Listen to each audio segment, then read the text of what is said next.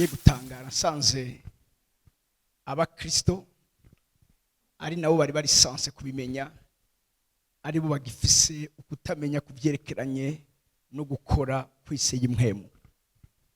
Auza gusanga abandi bo bavyumva bakabitahura bakanabikora, ari naco gituma tugenda tubona bimwe na bimwe bigenda biprima hejuru ubuzima bw'abana b'Imana.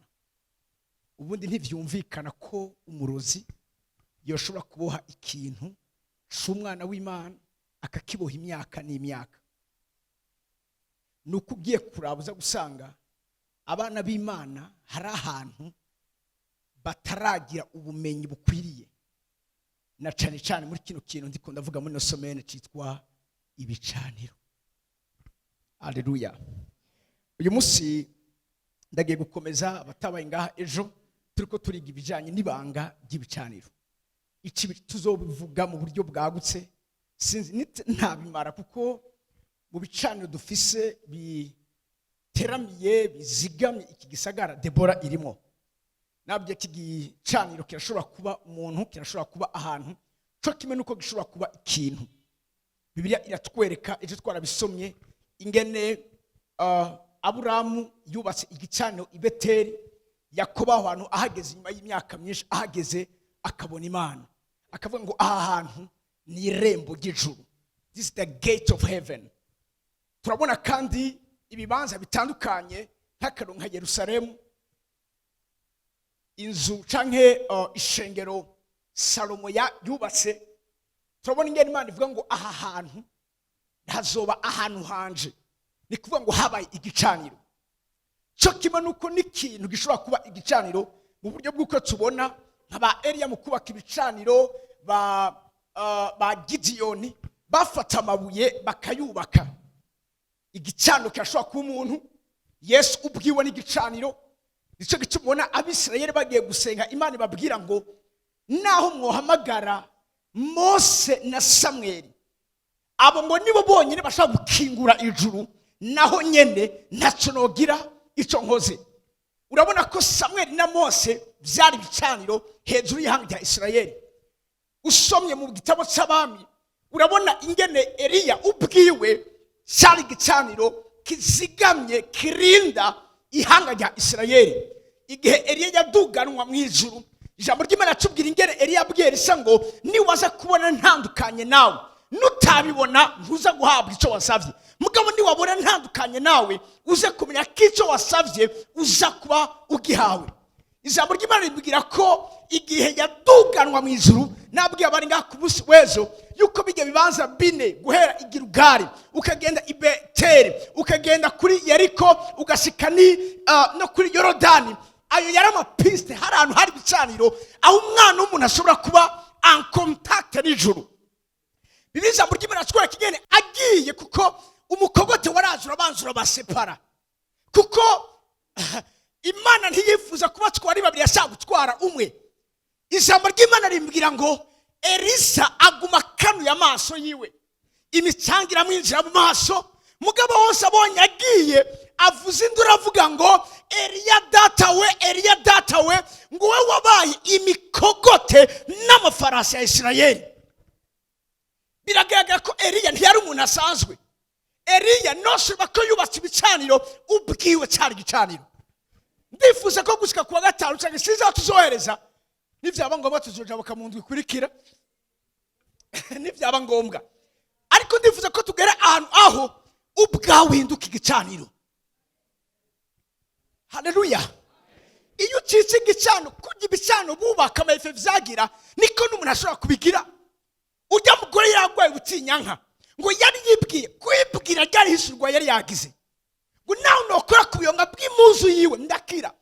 Yakijijwe na Yesu, yakijijwe n'impuzu Yesu yari yambaye, kubera ko Yesu ubwiwe cyari igicaniro. Iyo ubaye en contact n'igicaniro turagiye kubona mu mwanya uri imbere, ako kanya Imana irakugenderera. Igituma abantu benshi batoronka ama visitation y'Imana nuko atabicaniro vyubatswe hejuru ubuzima bwabo. Hari umuntu kukuramutsa gusa ibibazo byawe babikemutse, uyo muntu n'igicaniro. Hari n'uwundi akuramutsa, umusumwe nigeze gukora deliverance umukobwa umwe, byari byatunaniye tumusengera amasaha n'amasaha, biranga kabohoka.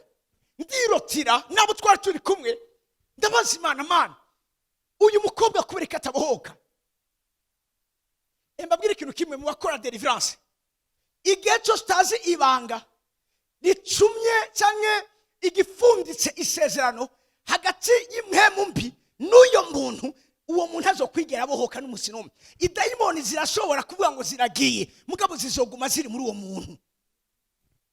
Kugira idayimoni ive mu muntu itandukanye n'umuntu, nuko umenya uburyo ushobora kuvuga gute gufundura iryo fundure bagerafundiswe. Nabwiye abari ngaho ku munsi w'ejo, nimba ryafunditswe n'umuntu w'umurozi, uwo muntu birabusaba kapfa. Adapfuye biragoye ko uwo muntu abohoka. Nimba ari nka mama we yamuvyaye, par exemple, hari mu minsi y'ejo umupantekote nasengeye, yaraje kumndaba arambwira, mukozi w'Imana, je mama yaramvumye. Ndabaza, mama yakuvumye gute? Arambwira ngo mama n'umurozi kazi, yambwiye ibyo ndamukorera ndavyanka, hama kukanya aca kuri impuzu arampenera, aca kura n'impuzu kandi afata amabere arayakumura, avuga ngo nayo nakonkeje, nayo nyene ndayavumye. Ati ibyo yanyatuye ko byose yarambwiye yuko nzo abazorengana bazomvuma n'abagarutse bakamvuma. Ati uyu munsi umugabo yarantaye, nta mwana nyuba, ubuzima bwanze buri fuci, kandi n'umuntu akijije umupantekote. Haleluya. Narababwiye muri somene tugiye kubabara uburakigongwe. Sitwa abantu b'Imana bakubava muri cyo kibanza. Ino somene Imana ateguye kuguha ubiriza runo rucanco rwo kubara uburakigongwe ku kintu cyose cyitwa igikorwa cya Satani. Mumbabarire, hari abazobura abantu babo bakunda, hari abazotakaza ubuzima barimo, hari ibintu bisizi, hari ibintu bidasanzwe bigiye gukoreka kuko aya n'amabanga dasanzwe Satani atifuza ko ishengero rimenya. Haleluya. Uyo mwana w'umukobwa Imana kirambira, nakurabwira umwana w'umukobwa twasengeye, Imana nambira ngo hari umuntu baramukanije mu ntoke ziwe, hari hariko ikimenyetso yari yarahawe ikuzimu. Umusamura muramukisa ukuboko kw'iburyo, atone umunsi yamukonekse n'ubwami bw'ikuzimu. Imana nambira ngo genda ufate muri kiya kiganza ciwe cy'iburyo, usambure icyo kintu cyabaye umusamura musa, nicyasambuka umukobwa arabohoka. Kwa tumaze amasaha twasaraye, twanyoye amazi vyase, ndabwira ntimaze bahagarike. Fata uwo mwana w'umukobwa mu kiganza cy'iburyo, ndavuga nti wahuye n'umuntu yitwa gutya, yakura mukije uyu munsi afite mu kiganza iki, ndabisambuye mu izina rya Yesu. Uwo mwana w'umukobwa vyibushe, ako kanya caranyiyaka, ikubita nkariya, atamera nk'uravye, abana taramwishe. Ndabwira nti murindire gato mu mwaza kwa vyutse, hazo umwanya aravyuka, uyu munsi ni muzima. Imana shimo cyane. Imana shimo cyane. Niyo mabanga tugiye kumva. Iki bicaniro bikora. Mbabwira ikintu kimwe. Igicaniro nico vuga gute? Nico gikonditiona ubuzima bw'abantu. Abantu bose nta numari vuga gute? Nta zone tampo ihari. Zone net nta ihari. Swat uri kukorerwa ko n'ibicaniro byo kwa Satani, cyane uri kukorerwa ko n'ibicaniro byo mu buryo bw'Imana. Haleluya.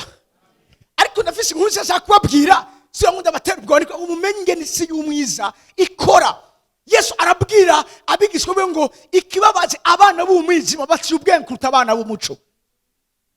Acavuga ikintu gikomeye muri Luka 16, aravuga ngo mbega nimba muri abanyabwenge ntimwofata iryo tunga ribi mukarihinduramwo abagenzi beza bazobakirige muzoshika mu nzu ibihe bidashira. Mwani majambo, birashoboka ko dukonvertisa iyo Satani vyose yakoze ejo ubuzima bwacu bikaba ibikoresho vy'icubahiro vy'Imana. Haleluya. Haleluya. Numva ameri y'abantu b'Imana muri kibanza. Unyumvirize uri mu mpemu kugira ngo utahure vyinshi Imana igomba ko utahura uyu munsi. Reka duhere gatoya.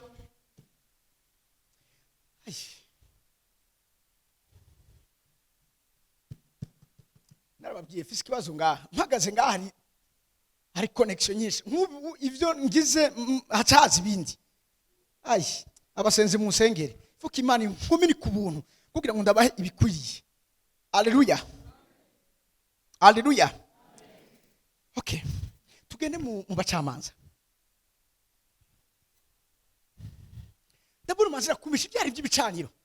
Hanyuma ku munsi w'ejo aratudeta kimwe kimwe ibikorwa by'ibicaniro. Gute twubaka ibicaniro? Gute dusambura ibicaniro? Gute tubaho? Birashoboka kubaho unesha 24/24. Birashoboka. Birashoboka tanzitizi nimwe ugenda umviriza kujya kwa fize atakintu nakimwe kiguhagarika. Birashoboka cyane. Suka tantambara umviriza nta mwana w'Imana ari ngaha muri nosi azo kwigeragera ahantu atabatake. Ariko hari ahantu umwana w'Imana agera aho ibitero biza akabimenya imbere y'igihe kujya kwa Elisa. Ukamenya aho bigiye kuzanana imbere y'uko uva muhira mu gatondo Imana ikakubwira ati hari umuntu haza kuza ku kazi iwanyu yambaye guta uwo muntu ni intumwa ya Satani. Ariko abandi bagenda gutyo nyene gusa ngo nabona ngo ari umwana mwiza cyo gituma benshi buzuye ibikomere bese buzuye ibibazo buzuye amaganya kubera ntibagira amaso y'imhemu yo kumenya ingeri si umwijima ikora. Ino someni wagiye kubimenya kandi inyuma ya Imana yambwiye ngo genda uhagurukiriza ingabo harya muri Debora zigiye guhagarara mu birengero in the gap. Uraje Imana ibonye umuntu mu kirengero ntiyabata nta jujuma izana. Usomye Ezekiel 22:30 havuga ngo narondeye umuntu yoshobora guhagarara ubwa mbere yubaka uruhome n'igicaniro hama agasikama agahagarara mu kirengero kubw'igihugu ciwe. Ariko umuntu aramubuze nicyo gituma ngiye guhana uyu munsi. Imana ikarondera umuntu yohagarara mu kirengero cy'umuryango wiwe, mu kirengero cy'akazi kiwe, mu kirengero cy'abana biwe. Ivyerekanye natwebwe gusa. Narababwiye ejo hari igihe Satani bimunanira kugira icyo akoze kuri wewe akabikora ko muvukana. Mbega niba Satani nashoboye bagakora ku mugore wawe ntabagushikiriye. Haleluya. Narababwiye hari ibintu iyo ndabikoze ntegiza kusaniza amasengesho yo kugira iki yo kuzitira kuko ndabiswa ateza kuba vengeance.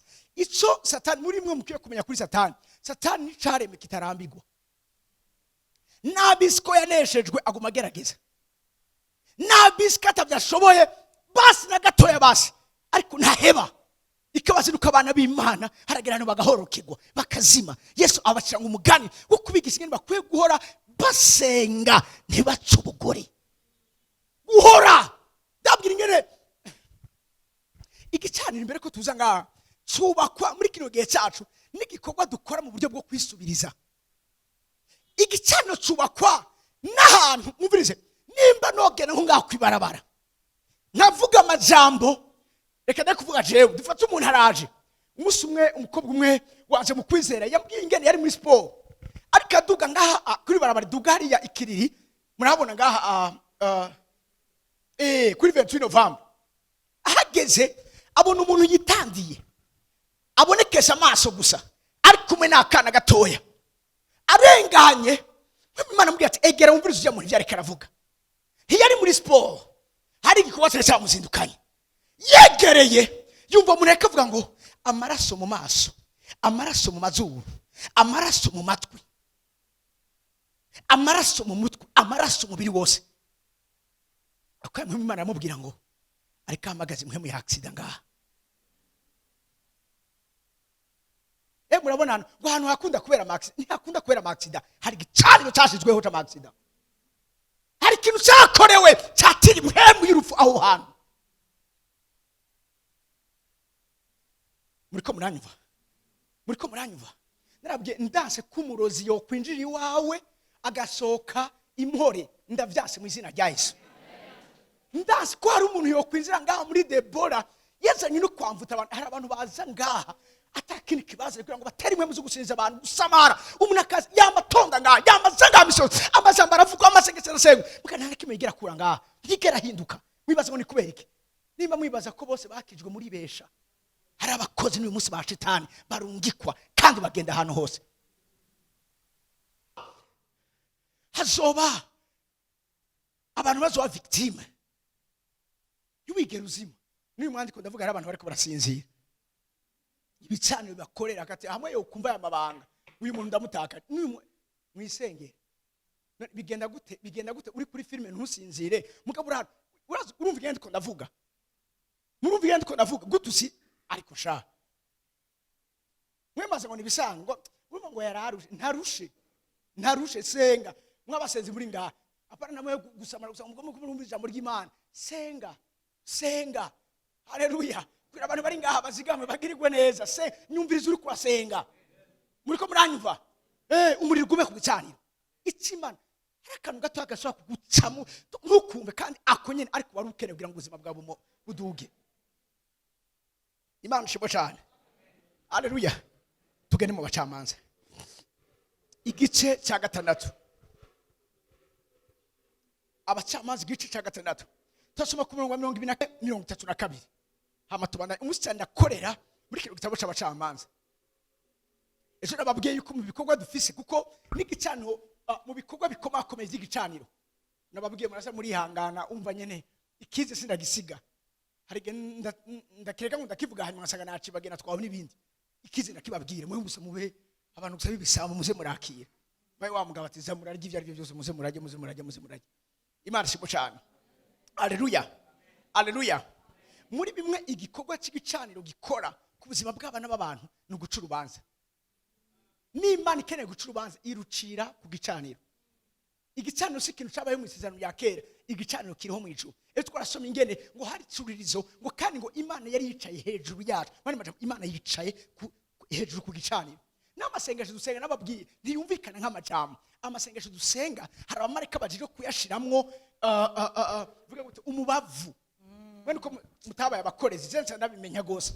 Turiko turakorera ku minsi mikuru ikomakomeye. Hariho ibintu bita ububani twashira muri kiya cotezo. Iyo bisizemwo umwotsi ucuba mwinshi kandi bigaca bidegaje odeur. Nivyo batubwira mu vyashiro Yohana 8:3 abamarika bashirako iyo mibavu. Ni nk'ubwo bubani. Ako kandi bigaca bidegaje odeur. Iyo Imana yumva amasengesho iyumva sous forme ya odeur.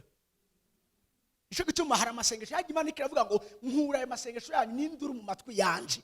Uratsibira kiravuga muri amajambo n'amasengesho adafise odeur nziza. Haleluya. Byose bikorokera ku gicaniro. Igicaniro cyo gica urubanza. Cyo gituma Eliya yajanye abavugishwa babayari ku musozi Karumeli kugira ngo bacu urubanza. Guca urubanza ariko gushira ibintu ku iherezo. Ni wamara kumenyera ibanga ry'igicaniro hari ibintu bigiye gushika ku iherezo hejuru ubuzima bwawe. Haleluya. Reka dusome mu izina rya Yesu abacamanza 6:22 kugeza 24 maze Gideyoni acamenya ko yari umumarayika w'Uhoraho aravuga ati we mwamuhoraho ndahumiwe kuko mbonye mu marayika wawe imbona nkubone mbonye umarayika wawe imbona nkubone Uhoraho maze Uhoraho aramubarira ati mpore nacutinya ntupfa nacutinya ntuza gupfa. Nuko Gideyoni araheza ahubakira Uhoraho igicaniro. Gideyoni araheza acayubakira Uhoraho igicaniro. Mwumvise kiro kintu acita Yehova Shalom. Igihe cyose nayi babwiye igihe cyose abantu b'Imana baronka ama visitation bagenderwa n'Imana ikintu bihutira gukora no kubaka ibicaniro kuko ibicaniro nivyo bikomeza isezerano kandi ibicaniro nivyo uze gukomeza isezerano. Ni nka power bank niyo ishobora gushaja telefone utari hafi y'umuriro. Isezerano rikomera ku buzima bwa kuko hari igicaniro kandi kindi gicaniro gikora nigo kirazigama iryo sezerano. Hadi cyatuma Imana yama yibuka. Mwari muzi ko Abisirayeli batatabawe kubera amasengesho yabo birimo ngo Imana yibuka isezerano ryayo kuko isezerano ryabaye ku gicaniro. Muri ko muranyumva araheze kugendererwa uni Gideyoni ariko ahamagwa ndabisa amaca murakuze kubiyumva wa muhizi w'inkobezi ingene Gideyoni agiye gutabara abamidiyani mukabo nubwo Imana imubwiye ko ari we yatoranije mu muryango w'ababenyamini nari wanyuma nubwo agaragara umengo umunyantege nke ivyo ntibihagije habwizwa kwinjira muri yo senario igicaniro. Nizo gituma Gideyoni kintu yakora yaciye yubakira Uhoraho igicaniro kugira ngo agire akomeze iryo sezerano. Birabaje uyu munsi kubona abana Imana bahabwa amasezerano ariko ntibayashigikize igikorwa cy'ibicaniro. Ninazo gituma hagira ahantu kanavyibagira bikanashika ntunamenye ko byabaye izo nzobiza ko byashikiye Aburahamu byashikiye n'abandi. Haleluya. Tugende kuri 25 arubakira Uhoraho igicaniro kuko Imana iheze kumugendeka mu isezerano. ku murongo wa 25. mw'ijoro ry'uwo munsi uhoraho aramubarira ati hitana imfizi ya so imwe ya kabiri imaze imyaka 7 imaze imyaka 7 usangangure igicaniro ca bayali kiri kwa so. uviriza ngo usangangure igicaniro ca bayali kirehe Kwa so. meme sinaguhamagaye, meme sinagutoranije, meme si ari ugiye gucungura abisirayeli mu maboko y'abamidiyani, ntabwo uzoshobora utabanje ubwa mbere na mbere gusambura igicaniro kiri kwa so. Mwani majamu ni ibibazo by'ibicaniro, ni intambara z'ibicaniro, si iby'amasengesho gusa, si ibyo kuza gusenga gusa, hari ibindi bintu biri anje n'ibicaniro. Imana ati hitana imfizi ya kabiri imaze gukwiza imyaka 7 ugenda barikoresha mu gusambura igicaniro cyo kwande cyo kwasi, kuko mbabwira ikintu kimwe, bimwe bitugwanya, bimwe bidukurikirana, si biva ahandi. Imbere ko dutegwa n'ibiva ahandi, ibya mbere bidutera nibiva mu miryango yacu. Umwe tugomba zo kubishikako. Wibaze ngo bose baranezera gutera imbere kwiwawe, bose baranezera ko waronse kontra, bose baranezera ko ugiye kugira mariage wasoye save the date. Rimwe na rimwe mu misore mwamanje gusenga, umunsi umwe ari famille imwe nigeze gusengera, uwo musore aza umumama afite abana 2, umwe wewe umanyene niwe nariko ndasengera ngira deliverance. Ibicaniro byaramwononye ku buryo n'umuntu ari ngaho nk'iki yingi. Undi musore gize ko afise muzima yaba muri Swede aza kugira mariage, Yesu ari mwari musiga muri kino gihugu, yapfiriye mu ndege, ari we wenyine yari afise. Turi kumwe, hari ni famille yindi tubana, umama afise abana 2, umwana vy'ukuri, wa mwana ubona ko vy'ukuri azuvamo ikintu gikomeye. Yagiye kwa Zebi, yabamurasira kwa Zebi, uwo munsi asigaranye umwana yiba amukubita, donc kandi yaraciye ubwenge. Twabwira ngo tubasengere ngo ivyo ni ivy'iwanyu, nta kundi, ariko turazi ico Satani ariko arakoresha ibicaniro ku buzima bw'imiryango yacu. Cyo Imana abwiye Gideon ngo ubanze usangangura igicaniro caba yari kirehe kwa so, apana handi. Yesu yavuze ngo umwasi ntazobuwa handi, azowa hehe? Uwo munzu yawe, munzu yawe. Imbere ebabwire, imbere ko dutabara amahanga, tumande dutabara imiryango yacu first. Uriko muranyumva? Ivyo ndababwira ndazi gituma ndiko ndabivuga. Imbere ko dutabara yindi miryango, tumanze dutabare d'abord imiryango yacu,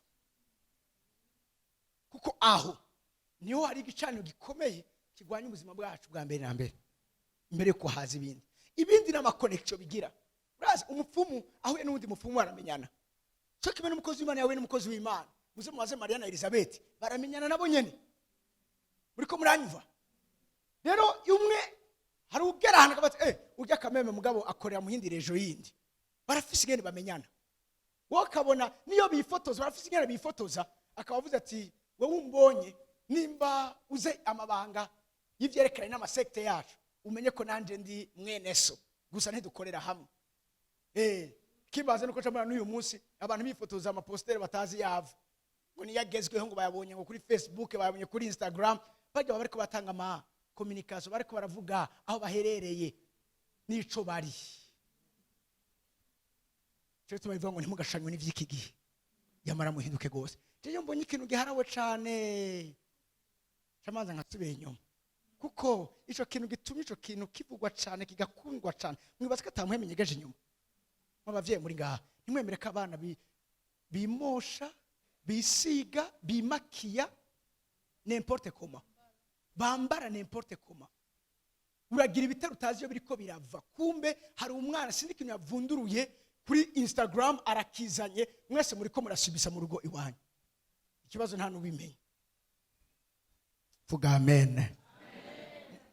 Kumenya ngo murashavuye. Murambabarira jewe nakuwe ivata ryo kuvuga ukuri kandi nkakuvuga uko kuri, ntacishije ku ruhande. Si kubw'ubusa. Hari abantu atakira ikintu bajejwe atari kwakira ama instruction kwa Satani kugira ngo bayakomunike ngaha muri nose. Tona abantu bariko ari imosho kuntu nivyo bigezweho. Bariko ari uyu munsi arama makiyaje abantu bagira ugakikiranye uyu n'umuntu canke ni statue uri kuraraba twebwe tuzi ibiholoye moje bijanye n'ivyo bakoresha urabona ko ari kimwe kigomba gusa navyo umuntu akima kiukamengo ni statue sumuntu ni statue n'amaso bakayakwegura ukamengo ubu kuma mariage muze murabe ngo nivyo bigezweho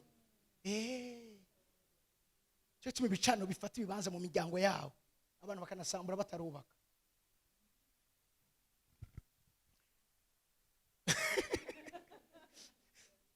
ngo amanza shambura igicaniro cyo kwandi kwase Imana yamubwira ingene abikora ariko kinjohera muri no nkuru arabikora ngo abikora mu ijoro kuko gutinya abantu kandi byari binomare umvirize yaramaze kubikora genda kuri ugeze kuri kombya tukiri kuri 25 gutemagura inkingi y'ikigwamana ashera ishinzwe iruhande yacu uheze unyubakira igicaniro kuri iki gitandara je uhoraho Imana yawe mu buryo bushinzwe umvirize gatoya ubundi umuntu yubaka igicaniro kimubundi ubuzima bwacu bwabuza kubaka igicaniro uko ibicaniro biba byinshi niko ubuzima bwa bukomera hari cyambere Imana mubwiye yubake sivyo nako yubatse amaze kugendererwa n'Imana hanasambuye icaba yari Imana kimubwira ngo ususubira unyubakire ikindi gicaniro kuko ushobora gusambura igicaniro ca Satani ngo ntubake c'Imana gutugenda ngura amahoro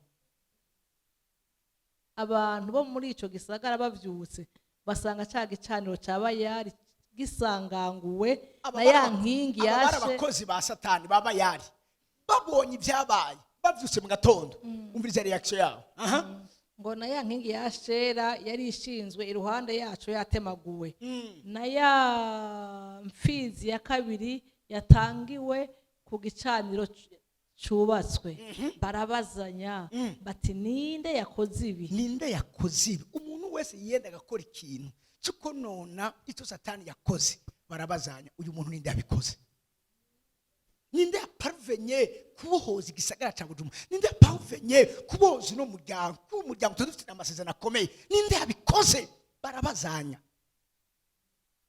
nimba badafise ngomeze kugutera bazosha kubandi babakurira kugira ngo bagutere ubwabi bwa Satani buri organize burazi gukora en synergie kugira ngo biyohore iyo hari cyakozwe mu bwami bwabo barabazanye ninde yabikoze bagiye kurabaza gusanga ninde ni Gideon komeza umvirize munsi ngo bamaze kubibaririza no kubikwebutsa basanga ari Gideon mwene Yowasi yabikoze maze abantu bo muri ico gisagara babarira Yowasi bati sohokana umuhungu wawe apfe kuko yasanganguye igicaniro caba yari agatemagura inkingi yashera iruhande yacu Yowasi yishura abamuhagurukiye bose ati mbega mugomba kugwanira abayari canke mugomba kuyitabara atugomba kuyigwanira nibamwice n'abari wabica hakiri kare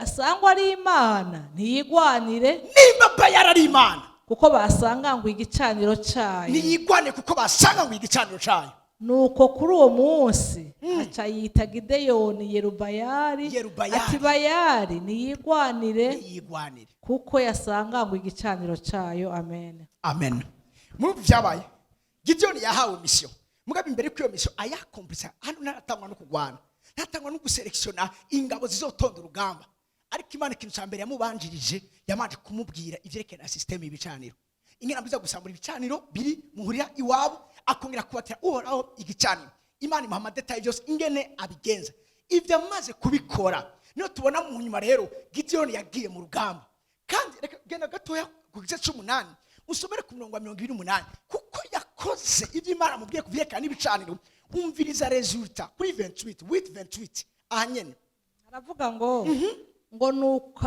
abamidiyani bamagwa igabo n'Abisirayeli ntibasubira kuvyutsa umutwe ukundi mu gihe cya Gideyoni igihugu gihabwa impore kumara imyaka 40 amen haleluya Gideyoni amaze gusanga muri cyo gicaniro cy'abayari agatemagura inkingi za Asheri agaca yubakira igicaniro ngibi vyabaye ngo abamidiyani bamagwa igabo baracitse intege kuko inkomezi z'abamidiyani zari zishingiye kuri Bayali. Bajya muhitamwe n'abantu bakomeye babananije, barafise ahantu bakuru ubushobozi, mubiza kubimenya mugakubita kuri iryo soko.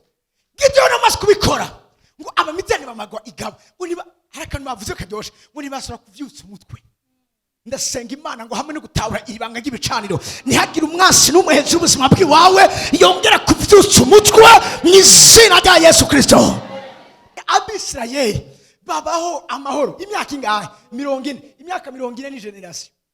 Iyo generation ya Gideon Yerubayali yabaye amahoro.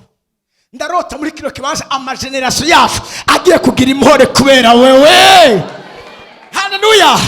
Iki nicyo twasomye ngo nimukiri imanza abagoyigoyi. Ndakivuze neza je? Goyigoyi. Muriko muranyumva? Bacaba amahoro. Gideon ashagena muri retraite ariruhukira. Ariko hari ikindi kintu cabaye. Hari ikindi kintu cabaye. Gideon esheke yagize ntigeze yigisha abana biwe ibanga ry'ibicaniro. No, siwe gusa kubimenya n'abagukomokako nabo babimenye. Muriko muranyumva? Kuko bari gutazobuhari. Hari igihe uzokukuruka mbaye babandi. Ifo kwaza abandi nyuma yawe. Gideon muri ico gihe yarabaye impore, birivuga ngo arongora abagore benshi. None igihugu kira amahoro. Burya yaba hari amahoro naho no kubiraba neza. Yagwiriye amahoro n'ivyaha biragwira. Cyane. Turi kumwe? Arongora abagore benshi. Hari yindi scenario ngo manda bapresente ngaha nyene. Acavyara abahungu 70. Gideon avyara abahungu 70. Mugabo acaronka yindi nsoreke yindi y'ahantu hinge ndahasome neza kuko amazina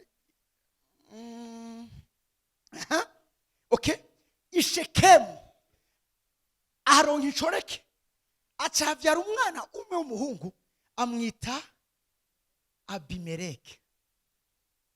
Abimeleki avutse ari umwe ku nshoreke, muga ku bagore bitwa ko bari regare bari 70. Abimeleki sinzi ngene yamenye ibanga ry'ibicaniro. Uzomenya ibanga ry'ibicaniro kuruta uwundi, uwo ni bazomuganza, ni bazoba hejuru y'uwundi. Reka nabwire verite mubwirizwa kumenya mwese bikomeye bigombe tangure kuvugwa. Yesu ashimwe. Ukabona sinzi ari handi yawe umukome ntumwemere amasinziri.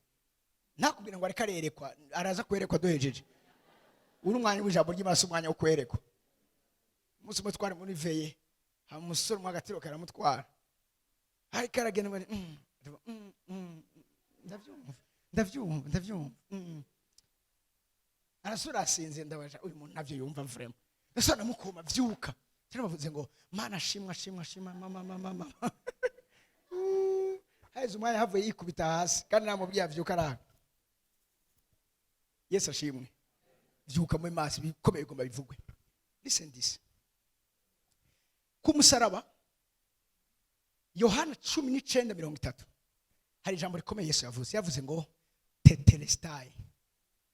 Mu Kigiriki mu Kirundi bisobanura ngo vyose birarangiye, tout est accompli. Biko ndavuga ibicaniro wo mengo Yesu ntiyarangije vyose. Yesu yararangije vyose. Mugabe vyabaye accompli, uyu mwanya vyose ntibiri manifeste. Sinzi ko abantu bako baranyumva. Ubiriza nta kindi kimatse gucungwa kindi kizotangwa. Mugabo ari gisabwa gukogwa kugira ngo abantu bakirwa gucungurwa. Imigisha yose y'imwemiri disponible ku buzima bwacu muri Kristo Yesu. Mugabo wewe nyene wirabe. Wewe nyene ubwawe wirabe winjiremo. Eske iby'Imana avuze vyose nk'imihezagiro kuri twebwe vyose biriko biragaragara ku buzima bw'iwawe. Pourquoi Yesu avuga ngo tout est accompli, all things is finished. Mugabo uyu mwanya bikabitara ko biraba manifested. Why? Nikuri ko nico gituma ibi biza. Imana igenda itwibira amabanga nk'abana ba biro unazo nzokora nibi akabanga abasavyi banje abavugishwa nanje. uyu mwanya hari ibyo uri kwamenya ko hari ibyariko birakoreka mu buzima bw'iwawe kubera hari ibicaniro, hari ibikorwa by'ibicaniro. Hama uyu mwanya ni wambara inkomezi dukoretse Imana dusaba gukora, hama uzorabe ko bidaca byambara bikabana nawe.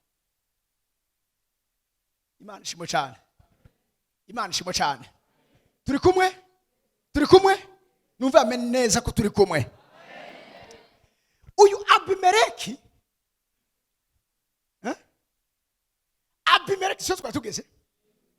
Abimeleki avuze ku nshoreke n'imiburiburi uwoza gutorana si umwana wo kumuhabara, ni umwana ubwa mbere wo ku mugore bwite, sibyo? Mugabo sinzi aho yakuye ibanga ry'ibicaniro. Tuguma dusoma ikintu cyabaye. Abimeleki agenda iwabo kuba oncle biwe maternelle, aragenda aba propose ikintu gikomeye. Genda mu gice cy'icenda usomere ku murongo wa mbere.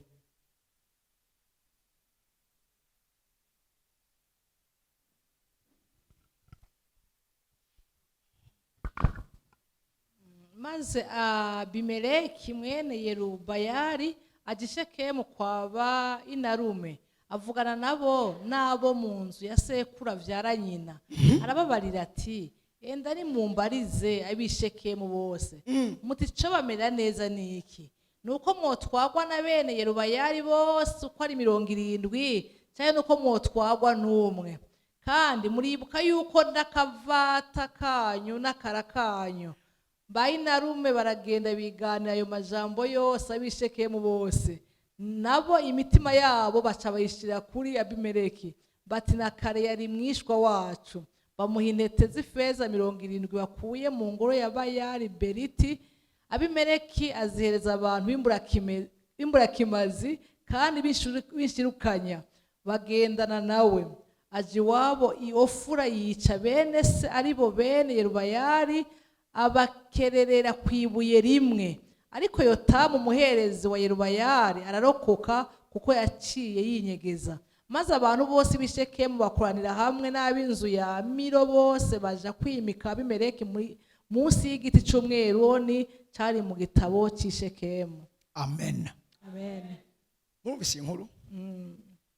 Arabonye yuko we ntashobora gutwara, ntashobora kwima nk'umwami kuko ari abahungu 70. Gideyoni ari we Yerubayali yavyaye. We ni wo ku mugore w'inshoreke i Shekemu. Sinzi ngene yagize ibanga. Murumva nubwo bari abana bo ku bagore bwite, ntibashikiriye gutwara ubwami kubera ko batigeze bamenye ibanga ry'ibicaniro. Uku niko bibereye abana b'Imana benshi, kubera batazi. Nababwiye kubera ko mutazi mukagendera mu mwiza, ntimwigere mutabura n'ivyo mwabwiwe ngo muzopfa nk'abantu. Ikijambo ry'Imana ryatubwiye ejo muri Zaburi. Aragenda iwabo abwira aba oncle maternelle biwe, arababwira ngo reka nzinda je nongana nabonye hari ishengero rinini yanabonye nibazora baragacamo. Haleluya, haleluya. Imana ibahezagire.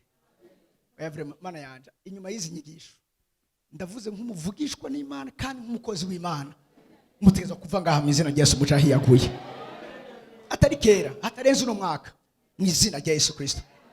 Naho nimba ari gicaniro cyangwa ko muva ngaha nacu turagisangangura mu izina rya Yesu. Vuga amen imeze neza. Agenda abwira aba oncle maternelle biwe, arababwira ngo mbega ico babera ciza nuko muganzwa nabarya 70 atarabi wanyu, jewe nduwi wanyu. Siteme yakoreshe ngo ndakavata nakara kanyu. Mbega ico babera ciza nuko muganzwa nabarya cyangwa muganzwa n'umwe akomoka muri mwebwe. Akibabwira barumva ko ibyo babwiye ari byo, baca bagenda bazana ikituzo kigarukako, bazana intete z'amafaranga 70 bakuye hehe mu nzu kwa Bayali. Baca baramuha nawe ayaha abantu b'imburakimazi, acagira iki? Acagenda sacrifice babandi 70. Hari ikintu gikomeye bavuze. Bibiliya ndakunda ingene atadetaye ni mwisiga.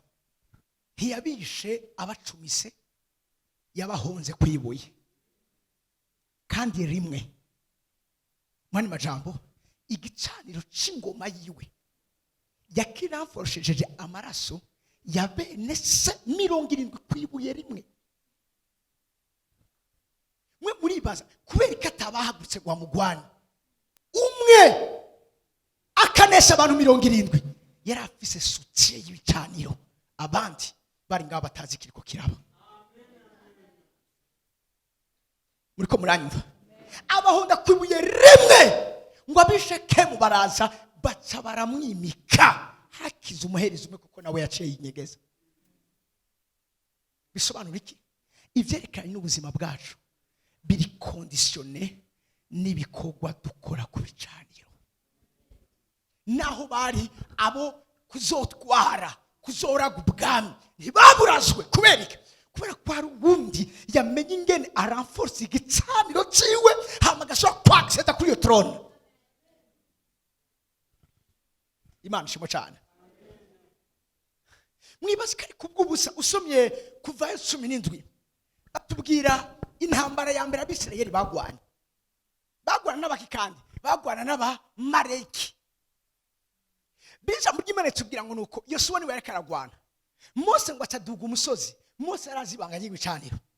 Aduga ku musozi ngo afata ibuye agicarako amanika amaboko.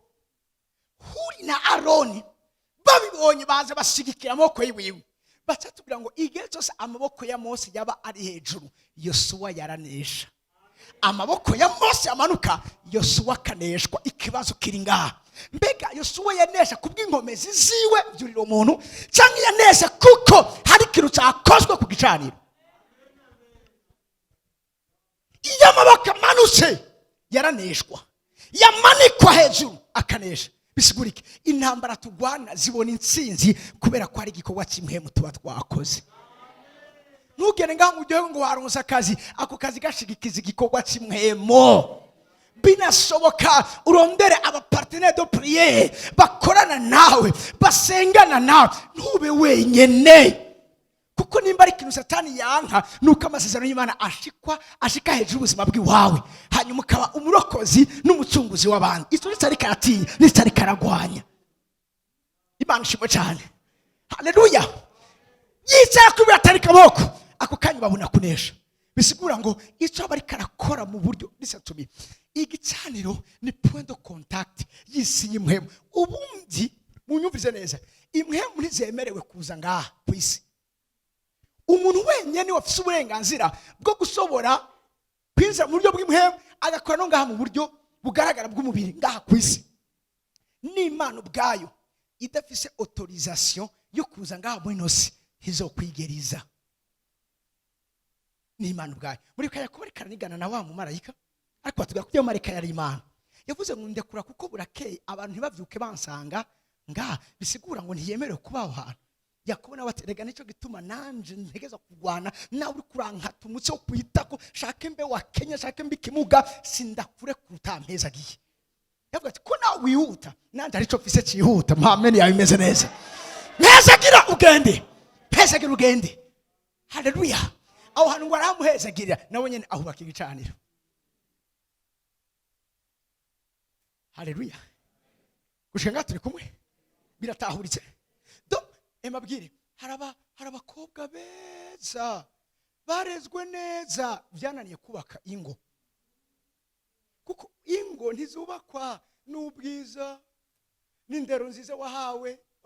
Hari imwe misambura ingo. Wowe naho bishaka mbaye Paul nifuza ibyiza ibi bikananga imbere uravyifuza ariko bikaba. Cyo gituma nimba mukeneye kuzigama ingo zanyu no kuzubaka neza uyu munsi mumenye ibanga ry'ibicaniro.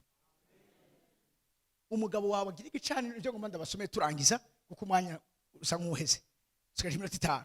Umugabo wawe agira igicaniro. Turi kumwe abana umwe wese agira igicaniro. Nubwo bo batabitahura wowe bashireka ibimazi. Bashireka ibimazi. Haleluya. Erukana misose ngo yagiye mu nzu y'Imana yagenda atwaye ibimazi kandi ngo agatangira niki n'abagore biwe bose.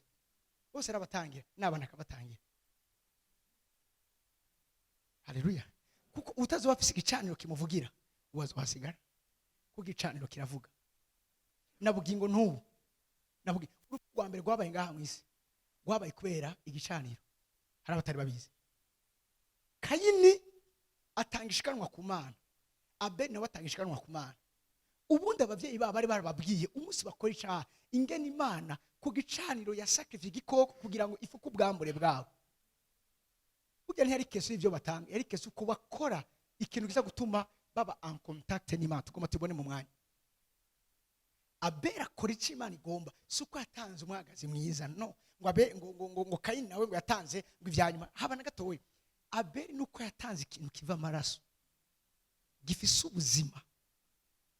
Kayini nawe aza gutanga ibiribwa, aza gutanga ivyimbuwe. Ivyo si Imana ari keneye. Imana yakira ikimazi ku gicaniro n'udeposit cyacu cyose. Siriko biko muranyumva, ni ikintu gifitaniye isano na wewe aho muhuriye. Raba kino kintu Imana yakishikanwa rya Abeli yanjya Kayini. Kayini agira ishari acaramwica.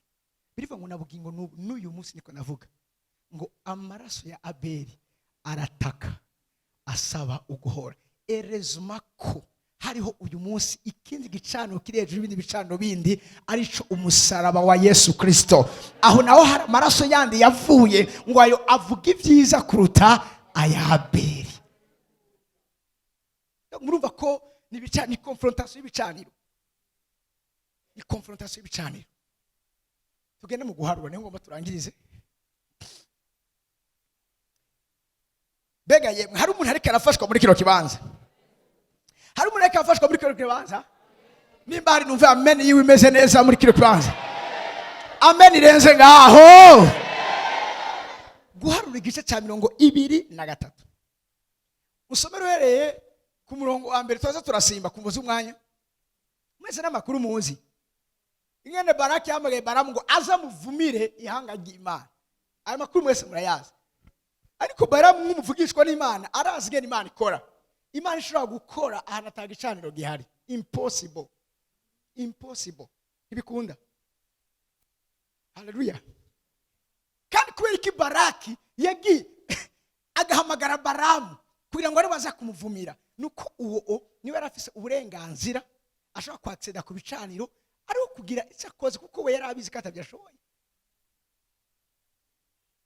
Cyo gituma hari abantu kugira ngo bagume kuri power bagenda bakishigikiza umupfumu hariya kwa naka. Gufata ngo ni habitude ziwe, ngo arakunda kuduga iwabo. Arakunda kuduga iwabo. Abagiye akunda iwabo cyane. Nimba akunda cyane muze murabe neza. None kabiwe bari nga ngo akunda iwabo, hari ikiriyo.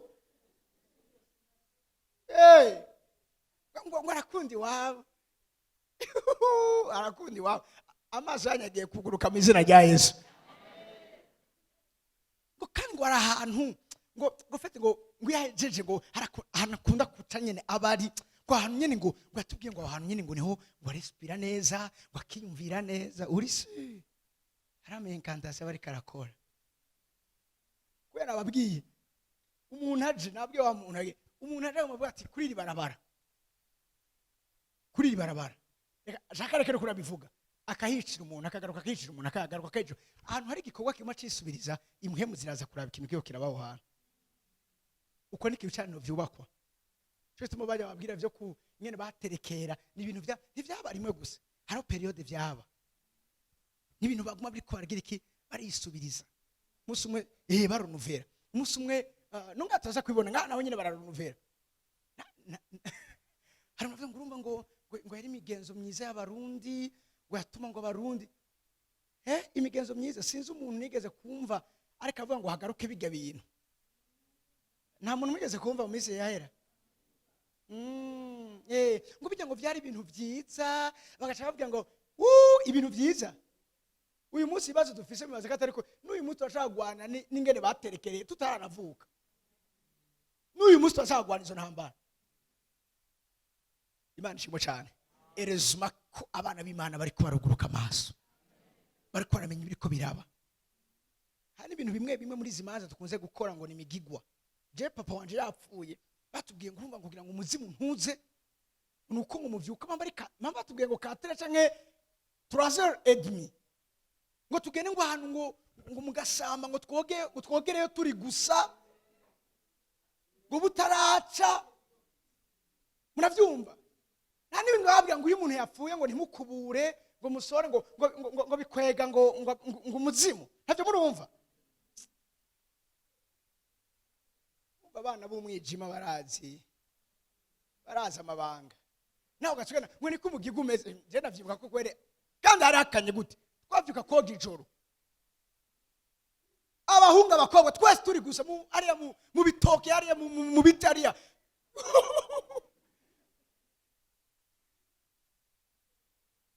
ngo n'abantu b'inararibonye rimwe na rimwe n'abantu baza baraza ngo baje kuvuga amajambo ngo baje kugira imigigwa no kubasengera.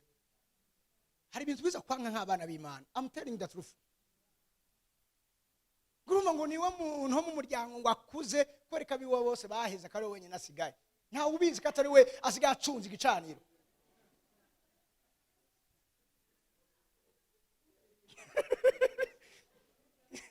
Muri ko muranyi uguruka amaso. Uguruka amaso.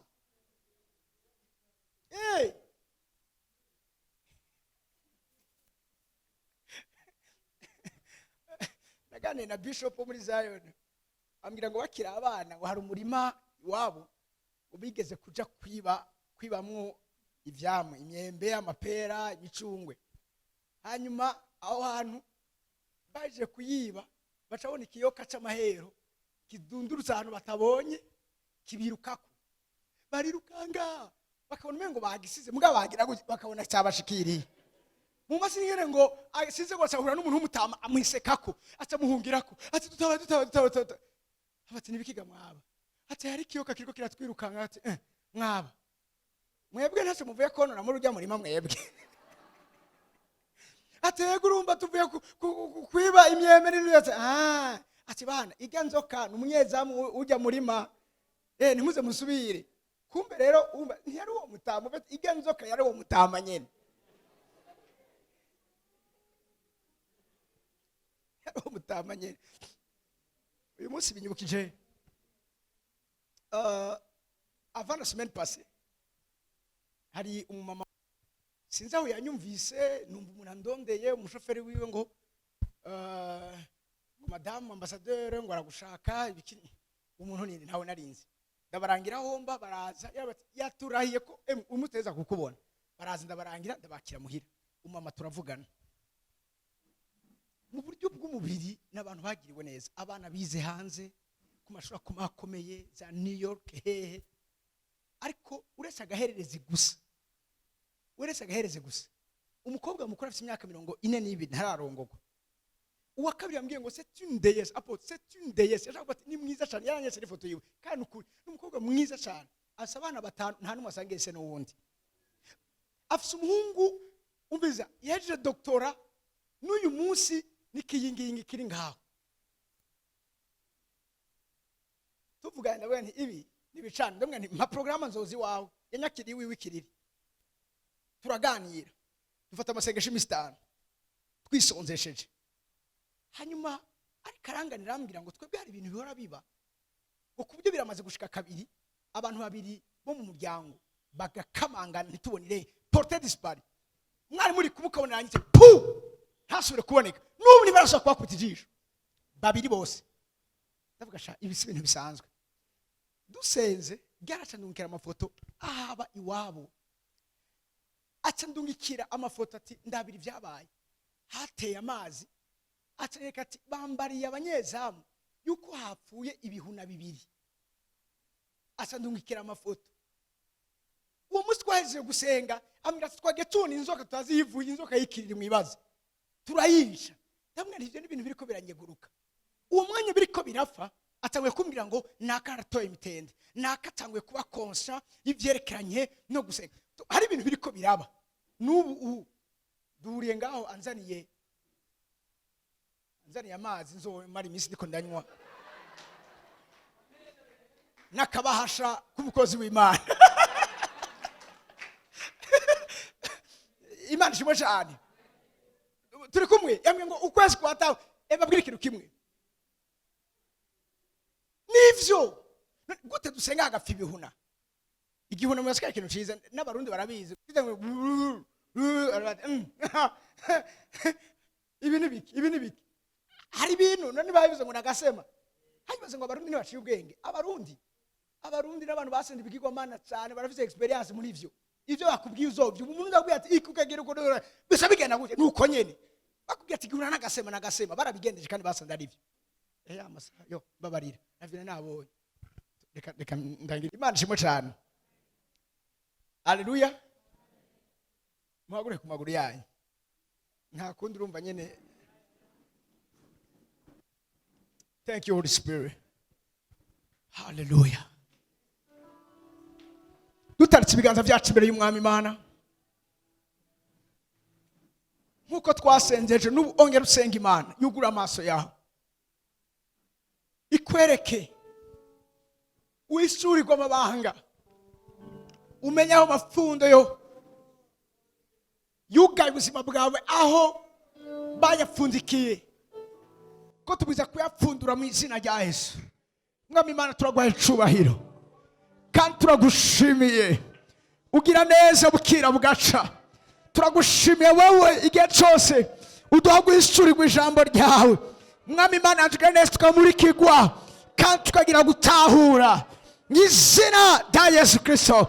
Mwami Imana gendera abana bawe baganirize ugura amaso yabo amatwi yabo ugura Imana amasansi spiritual y'ubuzima bwabo bamenye ibibera mu miso bamenye ibikorwa by'umwijima ingene bikorwa mu izina rya Yesu Kristo bigwanya ubuzima bwabo.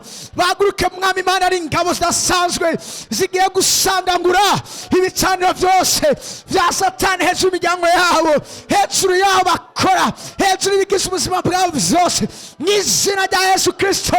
Ikitubaswe nawe cyose ikitubaswe nawe cyose icyo gisambuke mu izina rya Yesu Kristo umunyanazareti. Mwami Imana yanjye wambaye natwe abana bawe twubaka ibicaniro Mwami Imana bizigama bikazitirira ubuzima bwacu ubuzima bw'abacu ibyo dukora imigisha yacu imibano yacu myiza mu izina rya Yesu Kristo umunyanazareti. Gira neza abana bawe Mwami Imana gira neza ubaye kwikangura amaso yabo yuguruke bamenye mu izina rya Yesu Kristo. Maze Mwami Imana gira neza bafate mu izina ryawe ry'ubushobozi ibyo byose Satani yakoze abo Satani ariko arakoresha tugiye kubarubura kigongwe mu izina rya Yesu Kristo. Tugiye gucika rubura kigongwe mu izina rya Yesu Kristo. Kubyo Satani byose yakoze yononye Mwami Imana urasitora ubuzima bw'abana bawe ubagire neza baze gukayangana nukoreshwa nawe iby'ubuzima by'ubutwari uzobukoze Mwami Imana yanjye uhambaye. Imiryango yabo ikizwe imiryango yabo ikiranuke imiryango yabo itabagwe imiryango yabo Mwami Imana ibahoke ibyabo byose Mwami Imana yanjye neza habe hekizisho divine ibyo banyazwe byose bigaruka mu izina rya Yesu Kristo. Mwami Imana yanjye uhambaye ubuzima bwabo Mwami Imana neza bugirirwe neza nawe uzobukoze ni mu izina rya Yesu Kristo. Dusa tugushima tukomeye amashyi menshi.